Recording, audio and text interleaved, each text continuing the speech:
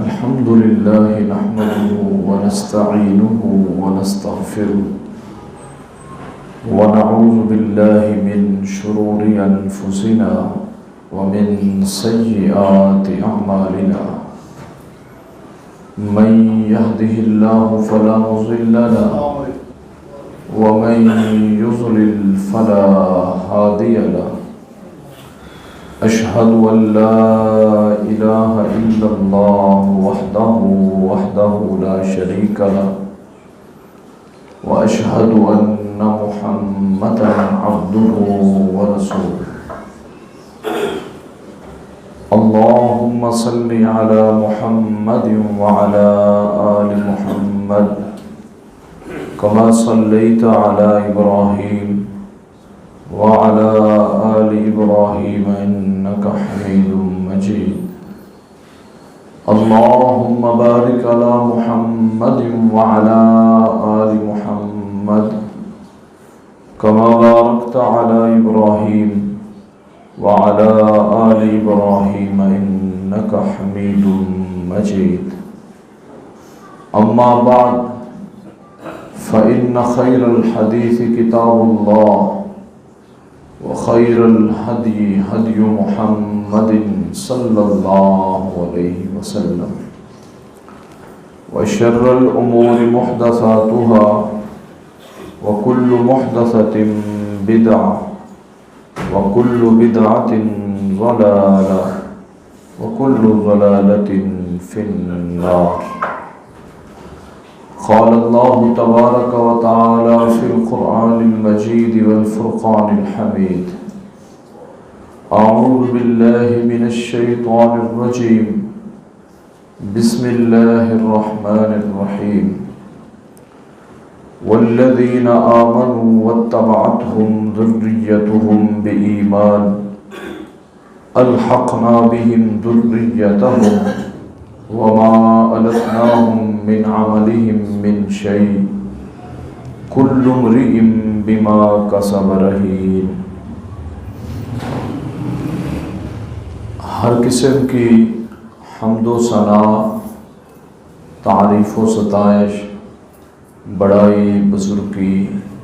کبریائی اللہ تبارک و تعالی کی ذات کے لیے خاص ہے، جس مالک نے اس کائنات کو پیدا فرمایا اور اس میں اتنی انواع و اقسام کی مخلوقات پیدا کی کہ اگر ہم انہیں شمار کرنا چاہیں تو نہیں کر سکتے، بے شمار، بے حد و حساب درود و سلام ہوں سید الکونین، رحمت دو عالم، امام الانبیاء، سید الانبیاء، امام الاولین والآخرین، رحمت للعالمین، پیارے پیغمبر جناب محمد رسول اللہ صلی اللہ علیہ وآلہ وسلم کی ذات اقدس پر رب العالمین کی بے شمار رحمت نازل ہوں آپ کے جسد اطہر پر اور آپ کے روضہ انور پر، رحمت نازل ہوں صحابہ کرام پر، تابعین، تبع تابعین، ائمہ کرام، محدثین اعظام اور علماء اسلام پر کہ جن لوگوں کی محنت اور کوشش کی وجہ سے یہ خالص دین ہم تک پہنچا۔ سامعین محترم، عزیز دوستوں اور بزرگوں، آج کے اس خطبہ جمعۃ المبارک میں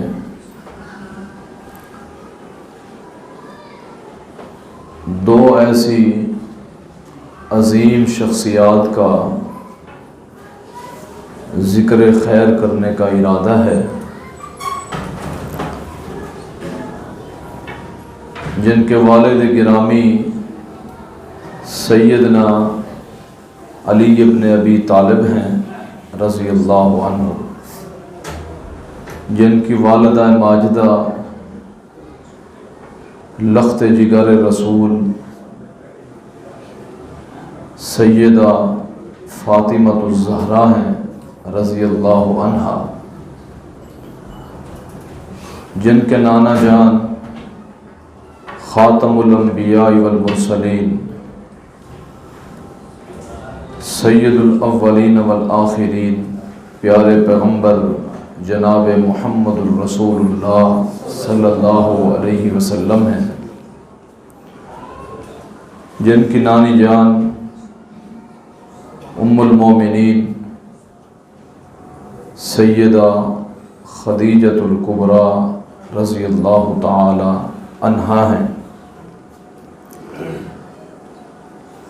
یہ دو ایسے عظیم انسان ہیں جنہیں شرف صحابیت تو حاصل ہے،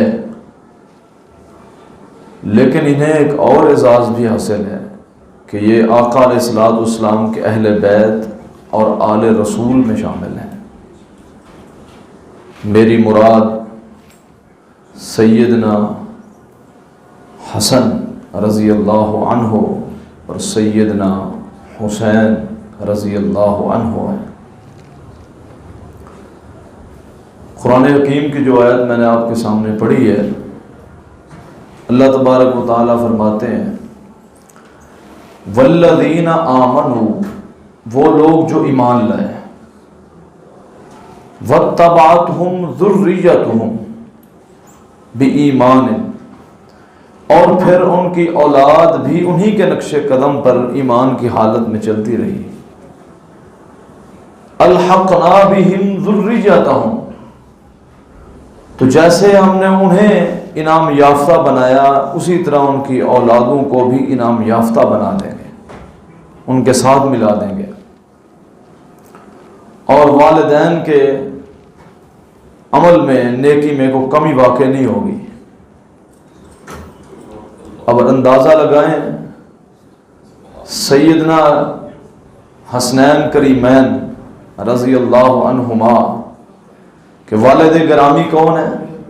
والدہ محترمہ کون ہے،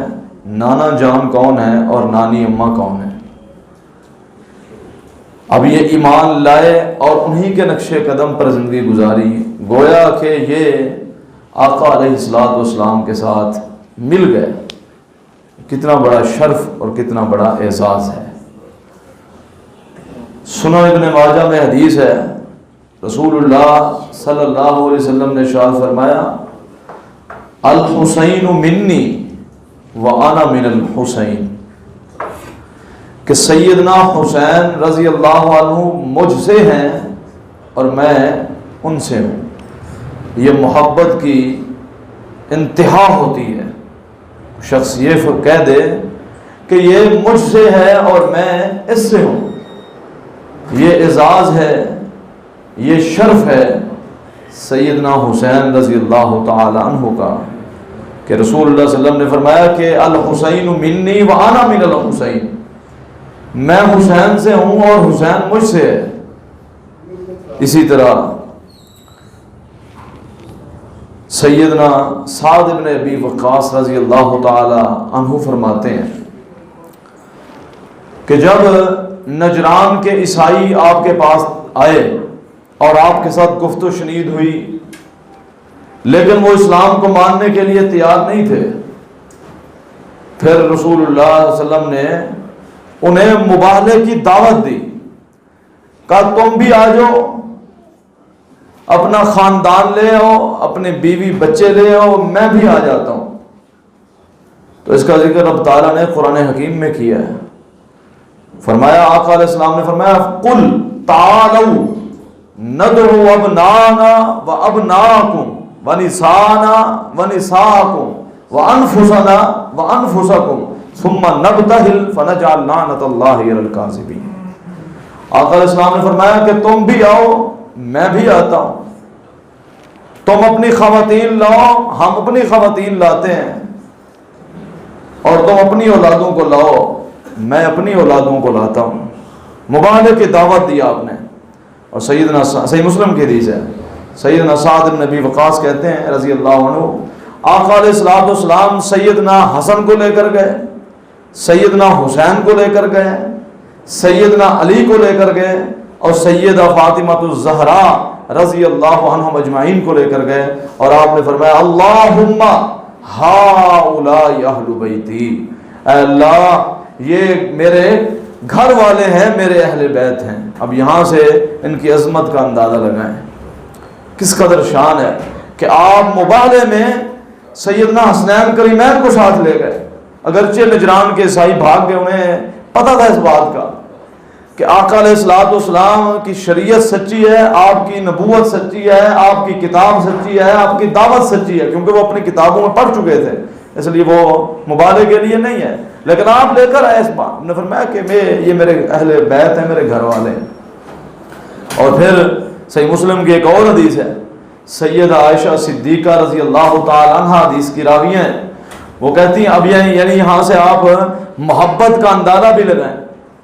کہ وہ فرماتی ہیں کہ ایک دن میں نے رسول اللہ صلی اللہ علیہ وسلم کو دیکھا، آپ نے سیاہ رنگ کی چادر اوڑھ رکھی تھی، سیاہ رنگ کی چادر اوڑھ رکھی تھی، اتنے میں سیدنا حسن آئے، رسول اللہ صلی اللہ علیہ وسلم نے سیدنا حسن کو چادر کے اندر چھپا لیا، تھوڑی دیر بعد سیدنا حسین ہے، آپ نے انہیں بھی چادر کے اندر چھپا لیا، تھوڑی دیر بعد سیدہ فاطمہ آئی، آپ نے انہیں بھی اپنی چادر کے اندر لے لیا، اور پھر آخر میں سیدنا علی المرتضیٰ ہے رضوان اللہ تعالی علیہ اجمعین، آپ نے انہیں اپنی چادر میں چھپا لیا اور لے لیا، اور آپ نے فرمایا اللہم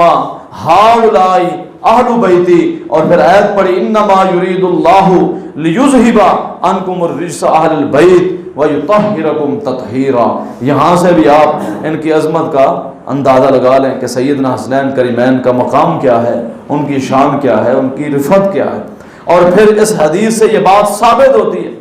کہ سیدہ عائشہ رضی اللہ تعالی عنہ کس قدر محبت کرنے والی ہیں سیدنا حسنین کریمین سے، حدیث کی راویاں ہیں، اور حدیث کون سی ہے جس میں ان کی عظمت بیان ہو رہی ہے۔ اب تو کوئی اٹھتا ہے نا اور پھر تبرہ کرتا ہے، ام المومنین سیدہ عائشہ اور سیدہ حفصہ رضی اللہ عنہما، ان دونوں پر تبرہ کرتا ہے، اور یہاں محبت کا اندازہ لگائیں، شان بیان ہوئی ہے سیدنا حسنین کریمین کی، عظمت بیان ہوئی ہے سیدہ فاطمہ کی، اور مقام بیان ہوا ہے سیدنا علی کا، اور حدیث کی راوی ہے سیدہ عائشہ صدیقہ رضی اللہ تعالیٰ، اس قدر محبت تھی ان کے اندر رضوان اللہ تعالیٰ علیہ اجمعین۔ پھر جامع ترمذی کی حدیث اٹھائیں، رسول اللہ صلی اللہ علیہ وسلم نے فرمایا، سیدنا ابو سعید خدری اس حدیث کے راوی ہیں، آپ نے فرمایا سیدہ شباب اہل الجنہ، کسی نے جنت کے نوجوانوں کے سردار دیکھنے ہوں، میرے ان دو نواسوں کو دیکھ لو، یہ جنت کے نوجوانوں کے سردار ہیں۔ یعنی یہ عظمت ہے سیدنا حسنین کریمین رضی اللہ عنہما کی۔ پھر اسی طرح جامع ترمذی میں ایک اور حدیث ہے، عبداللہ بن عمر رضی اللہ تعالی عنہما حدیث کے راوی ہیں، وہ فرماتے ہیں رسول اللہ صلی اللہ علیہ وسلم فرمایا کرتے تھے، لوگوں یہ بات یاد رکھو، یہ دونوں میرے نواسے میرے پھول ہیں اس دنیا میں، میرے لیے پھول ہے۔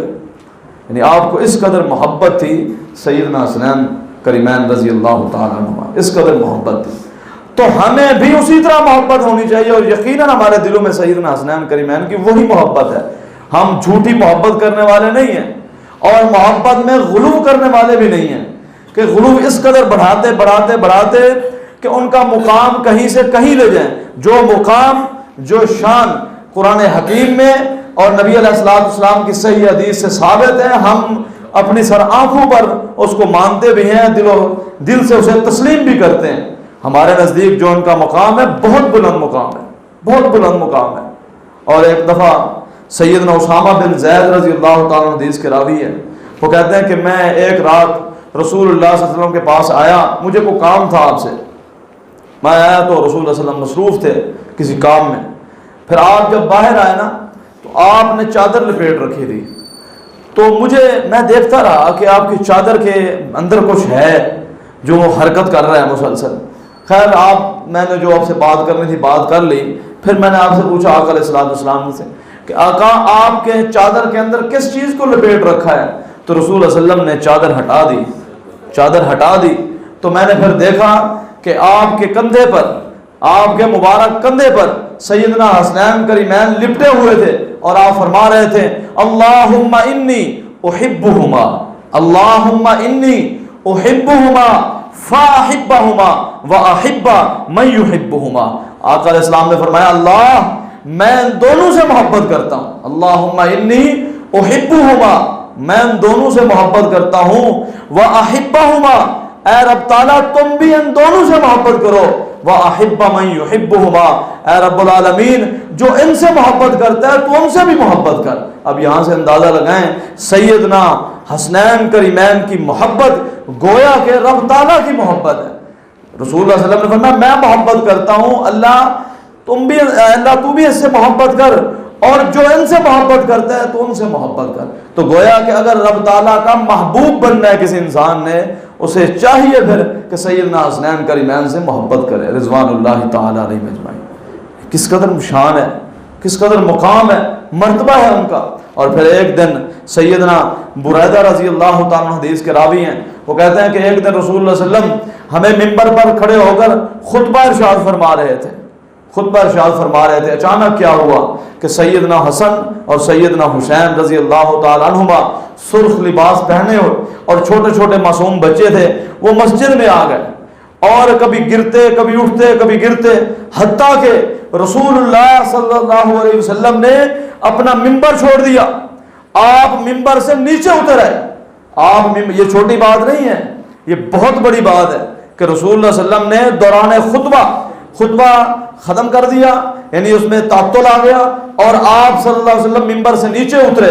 اور اپنے دونوں نواسوں کو اٹھایا اور اٹھا کر ایک کو اپنی دائیں جانب ایک کو اپنی بائیں جانب بٹھا کر رسول اللہ صلی اللہ علیہ وسلم نے فرمایا انما اموالکم، کہ رب تعالیٰ کا قرآن کتنا سچا ہے، انما اموالکم واولادکم فتنہ۔ آپ نے فرمایا رب تعالیٰ کا قرآن کس قدر سچا ہے، رب کا فرمان کس قدر سچا ہے۔ اللہ نے فرمایا تمہاری اولاد اور تمہارا مال تمہارے لیے آزمائش ہے، میرے صحابہ تم دیکھتے نہیں ہو، فلم اصبر حتی،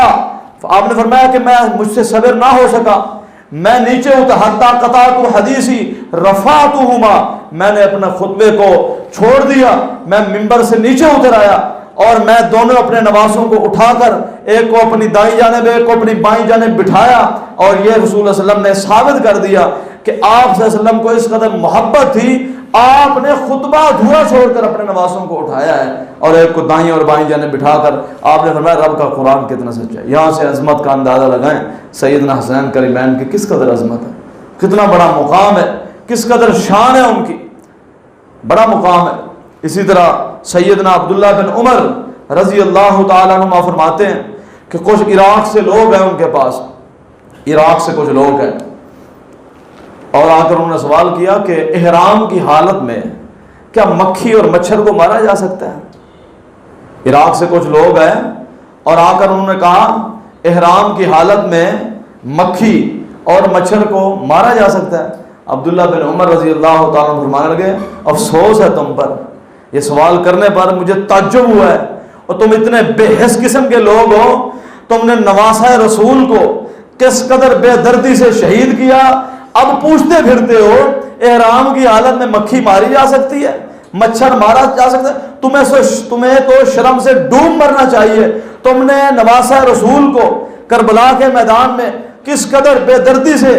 شہید کر دیا، اب یہ سوال کرتے ہو مچھر کو مارنا جائز ہے، مکھی کو مارنا جائز ہے؟ اور مچھر اور مکھی کی کیا حیثیت ہے، کیا حیثیت ہے مچھر اور مکھی کی؟ اور جن کی حیثیت تھی، جن کے ہونٹوں کو آقا علیہ الصلوۃ والسلام نے خود چوما ہو، جن کی گردن پہ جن کے رخساروں کو آقا علیہ الصلوۃ والسلام نے بوسہ دیا ہو، جن کے لیے سجدے لمبے کیے ہوں، آقا علیہ الصلوۃ والسلام نے انہیں بے دردی سے شہید کر دیا، اب پوچھتے پھرتے ہو مچھر اور مکھی مارنا جائز ہے؟ یہ اندازہ لگائیں سیدنا عبداللہ بن عمر رضی اللہ تعالی عنہما کے دل میں سیدنا حسین کا کس قدر مقام اور کس قدر مرتبہ اور کس قدر شان اور محبت تھی ان کے دل کے اندر۔ اسی طرح یعنی پھر یہ جو ابھی حدیث میں بیان کرنے لگا ہوں یہاں پر تو بعد ہی ختم کر دینا، سیدنا عقبہ بن حارث رضی اللہ تعالیٰ عنہ حدیث کے راوی ہیں، صحیح بخاری کی حدیث ہے کہ سیدنا ابو ہریرہ رضی اللہ سیدنا عقبہ بن حارث فرماتے ہیں کہ ایک دن نماز عصر پڑھ کر سیدنا صدیق اکبر رضی اللہ تعالیٰ عنہ کا دور حکومت اور دور خلافت تھا، ہم نماز عصر پڑھ کر باہر نکلے اور ہم جا رہے تھے، راستے میں سیدنا حسن رضی اللہ تعالیٰ عنہ کھیلتے ہوئے ملے، تھوڑا ایسا کر کھیلتے ہوئے ملے، اور بچوں کے ساتھ کھیل رہے تھے جس طرح عام بچے کھیلتے. تو سیدنا صدیق اکبر رضی اللہ تعالیٰ عنہ نے انہیں اٹھا لیا اور فرمانے لگے میرے ماں باپ آپ پر قربان ہوں، میرے ماں باپ آپ پر قربان ہوں. سیدنا علی المرتضیٰ ساتھ تھے اور فرمانے لگے سیدنا صدیق اکبر کہ اے حسن، جب میں تجھے دیکھتا ہوں تیری شکل و صورت میں مجھے آقا علیہ الصلوۃ والسلام کی شباہت نظر آتی ہے. یہ بات سن کر سیدنا علی رضی اللہ تعالیٰ ایک جانب کھڑے ہو کر مسکرانے لگے. آپ نے سیدنا علی سے مخاطب ہو کر فرمایا کہ جب میں انہیں دیکھتا ہوں مجھے آقا علیہ الصلوۃ والسلام کا چہرہ انور نظر آتا ہے. اب یہاں سے آپ اندازہ لگائیں کس قدر شیر و شکر تھے صحابہ، کس قدر محبت تھی سیدنا صدیق اکبر کو رضی اللہ تعالیٰ عنہ کو، جو کندھے پر اٹھا کر، گود میں اٹھا کر اور یہ فرمایا میرے ماں باپ تجھ پر قربان ہو جائے. ایک معصوم بچے کو اس کا مطلب ہے انہیں پتہ تھا سیدنا حسن کا، سیدنا حسین کا مقام کیا ہے، ان کا مرتبہ کیا ہے. یہ محبت تھی صحابہ میں. اب تو کوئی اٹھتا ہے نا اور تبرہ کرتا ہے، جی بڑی نفرت تھی، بڑا بغض تھا،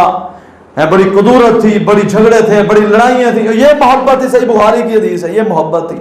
اور رسول اللہ علیہ وسلم کی حدیث ہے، آپ نے فرمایا ارقبوا محمدن صلی اللہ علیہ وسلم فی اہل بیتی. اگر کوئی مجھے راضی کرنا چاہتا ہے، مجھے خوش کرنا چاہتا ہے، اسے چاہیے میرے اہل بیت سے محبت کرے، میرے اہل بیت سے محبت کرے. اور اہل بیت والا مسئلہ یہ بھی سمجھ لیں، ہمارے یہاں تاثر صرف یہ ہے کہ اہل بیت میں جو میں نے یہ چاروں یعنی معتبر ترین لوگوں کا نام لیا، صرف یہ لوگ شامل اہل بیت میں، یہ نہیں ہے، یہ بھی ہیں. اور سب سے پہلے ازواج مطہرات اہل بیت میں شامل ہے، کیونکہ بیوی سب سے پہلے شامل ہوتی ہے. اور یہ بات میں نہیں کہتا، رب تعالیٰ کے قرآن سے ثابت ہے اور احادیث سے ثابت ہے. قرآن حکیم کی وہ آیت پڑھیں جو سورہ ہود کی آیت ہے کہ جب فرشتے آئے ابراہیم علیہ السلام کے پاس اور انہوں نے انہیں خوشخبری دی کہ اللہ تعالیٰ تمہیں ایک بیٹے کی خوشخبری دیتے ہیں، تو بیوی کے پاس کھڑی تھی، وہ ہنس پڑی. اللہ تعالیٰ فرماتا ہے قالوا وتعجبین من امر اللہ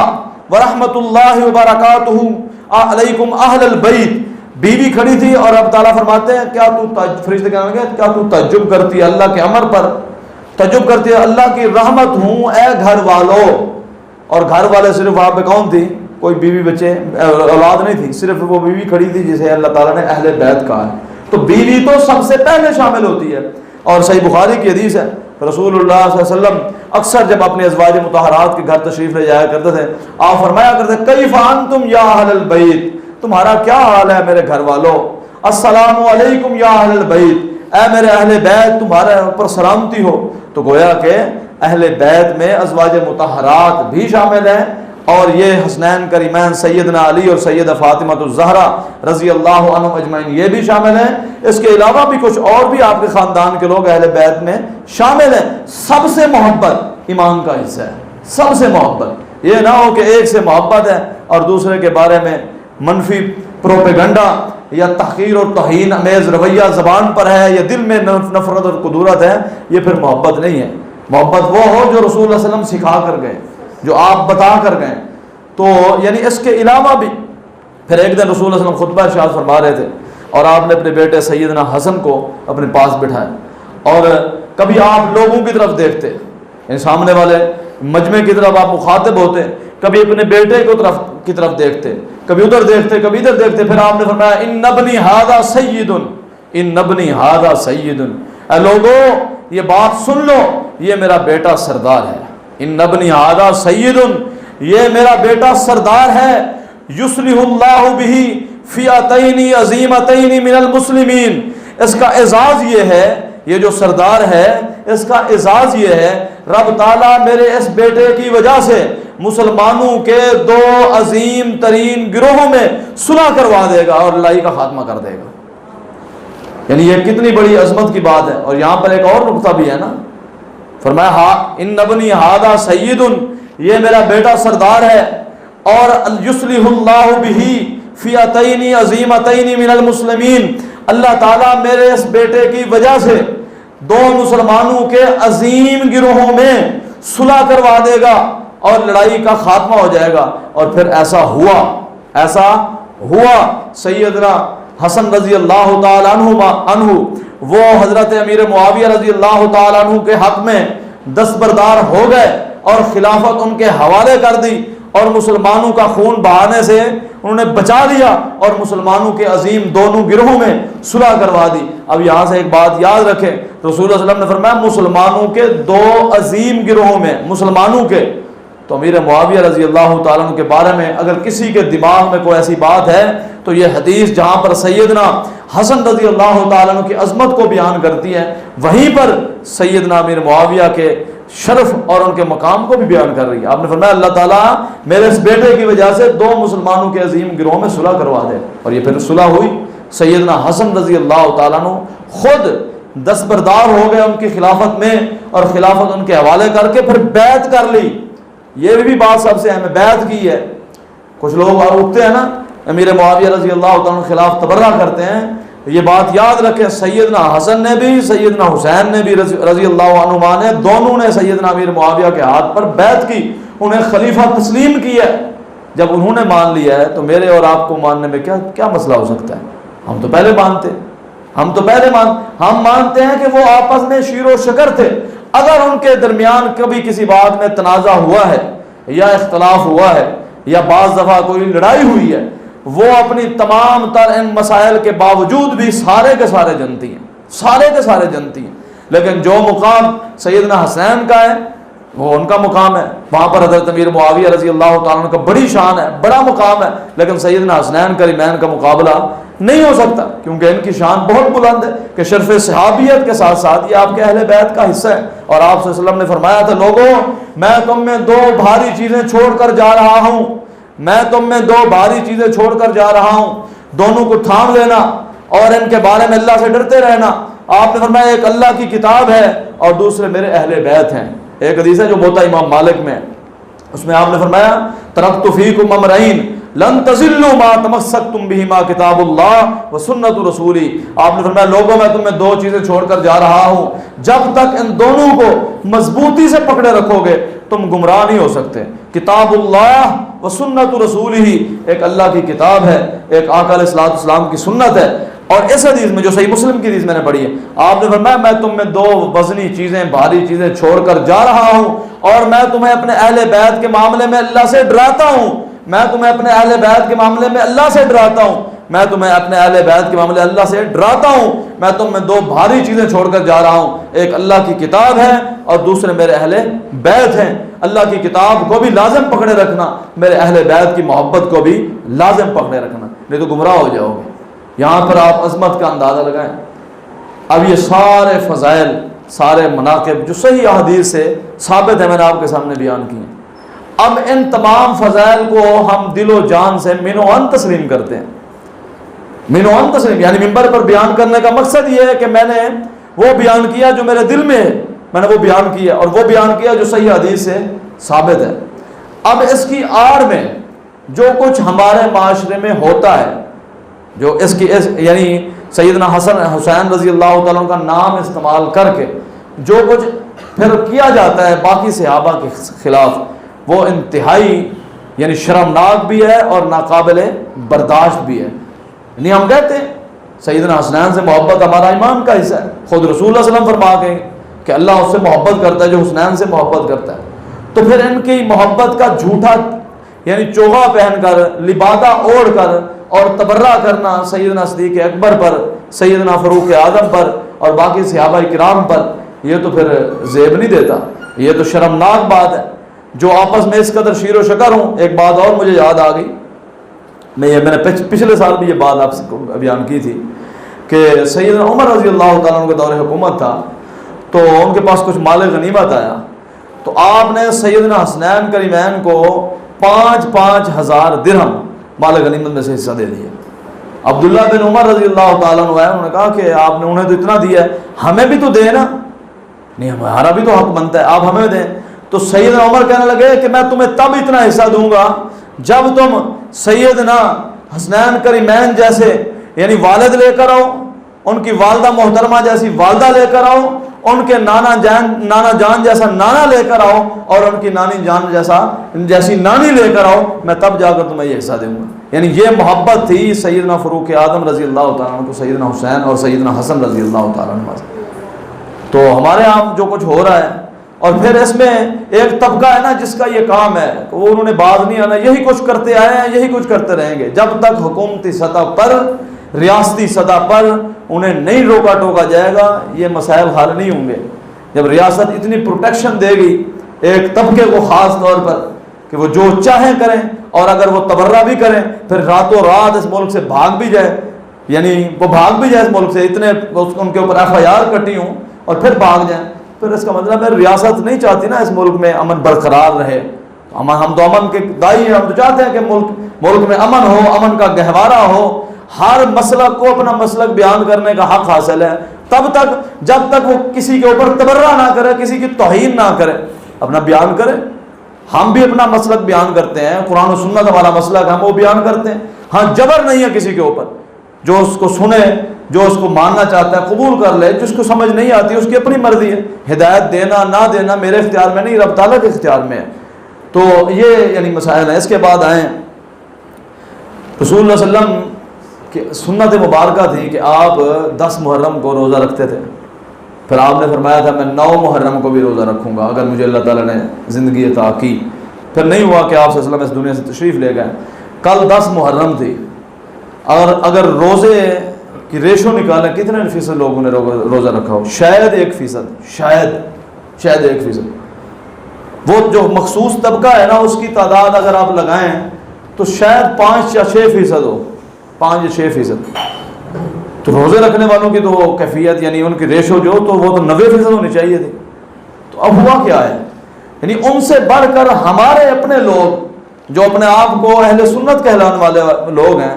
کل سب سے زیادہ سبیلیں لگانے والے اور یہ نظر و نیاز بانٹنے والے کون تھے؟ ہم وہ لوگ تھے جو اپنے آپ کو اہل سنت کہتے ہیں۔ اور مسنون عمل کیا ہے؟ آقا علیہ الصلوۃ والسلام نے روزہ رکھا ہے۔ اچھا پھر ایک اور بڑی عجیب بات ہے، یہ کہتے ہیں کہ سیدنا حسین رضی اللہ تعالی عنہ کا پانی بند ہوا تھا، دریائے فرات سے انہیں پانی نہیں پینے دیا گیا۔ چلیں مان لیے ایک لمحے کے لیے یہ بات، پانی بند تھا، تو پھر ان کی سنت پر عمل کرو نا، پھر پانی نہ پیو۔ تم تو شربت بانٹتے ہو، تم تو جوس بانٹتے ہو، تم سارا دن کھانے بانٹتے ہو، نہ تو ان کی سنت پر عمل ہے نہ رسول اللہ صلی اللہ علیہ وسلم کی سنت پر عمل ہے۔ اور میں اپنے آپ کو اہل حدیث کہتا ہوں، کوئی اپنے آپ کو اہل سنت کہتا ہے، نام سے تو کچھ نہیں ہونا، نام سے تو کچھ نہیں ہونا، عمل سے بات بنے گی، عمل سے، اور عمل وہ ہوگا قبول، قابل قبول جو مسنون ہو، جو سنت سے ثابت ہو۔ تو لہذا یعنی اس کو پرموٹ کرنے میں جہاں پر ایک مخصوص طبقے کا ہاتھ ہے نا، تو ہمارے لوگوں کا بھی اتنا ہی حصہ ہے۔ یعنی پیٹنے اور نوحہ کرنے والے کم ہیں، دیکھنے والے زیادہ پہنچ جاتے ہیں۔ اب تو شاید کچھ سیکورٹی کے وسائل سے نہیں جا سکتے، پہلے ایسا ہوتا تھا۔ حالانکہ رسول صلی اللہ علیہ وسلم کی صحیح بخاری کی حدیث آپ نے فرمایا لیس منا من ضرب الخدود وشق الجیوب ودعا بدعوى الجاہلیہ۔ آپ نے فرمایا اس کا ہمارے ساتھ کوئی تعلق نہیں ہے جو اپنے رخساروں کو پیٹے، جو اپنے گربان کو چاک کرے، اور جو جہالت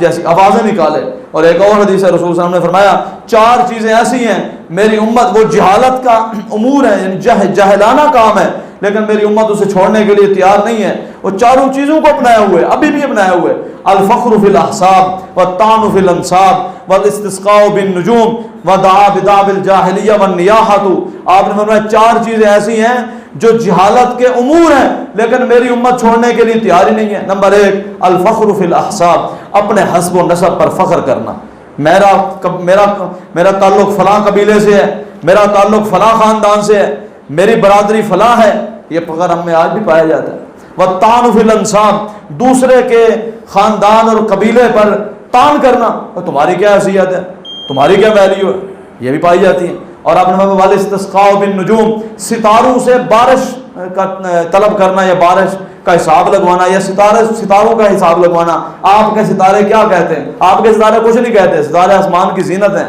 اور یہ راستے متعین کے لیے اور آسمان کی زینت کے لیے بنائے ہیں اللہ تعالیٰ نے۔ ستارے کچھ نہیں کہتے،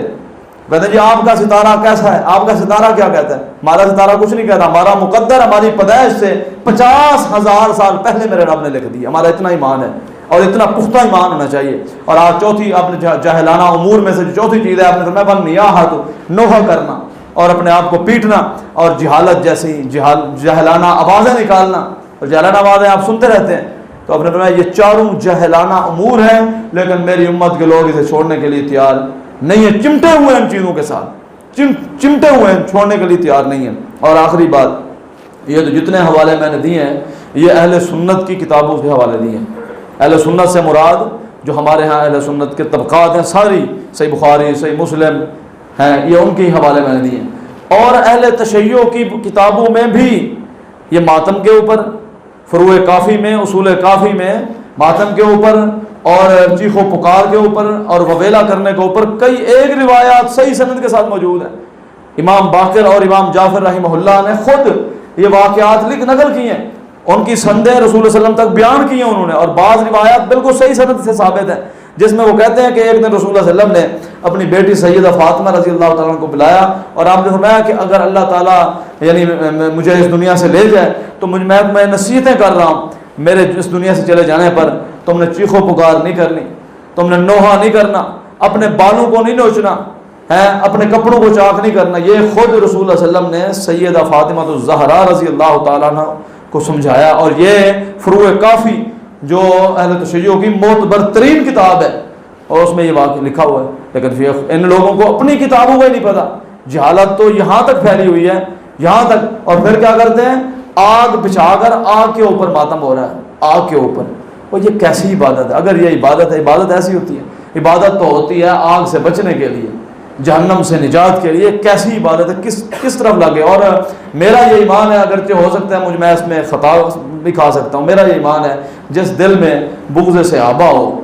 بغض صدیق اکبر، بغض فاروق اعظم، سیدنا امیر معاویہ اور سیدہ حفصہ، سیدہ عائشہ رضی اللہ عنہ اجمعین کا بغض ہو، وہ سینہ اس قابل ہے اسے پیٹا جائے، اسے مارا جائے، وہ منہ اس قابل ہے جس زبان سے ان کے خلاف نفرت انگیز جملے نکلتے ہوں اس چہرے پر بھی مارا جانا چاہیے، وہ اس قابل ہے، اس دنیا میں بھی مار پڑے گی، اور کل قیامت والے دن ایسے لوگوں کا انتہائی عبرتناک انجام ہوگا جو صحابہ کی توہین کرنے والے ہیں۔ ہم صحابہ سے محبت کرنے والے ہیں، اہل بیت سے الفت کرنے والے ہیں، ان کے نقش قدم پر زندگی گزارنے کی کوشش کرنے والے ہیں۔ اللہ تعالی ہمیں عمل کی توفیق عطا فرمائے۔ وآخر دعوانا الحمد للہ رب العالمین۔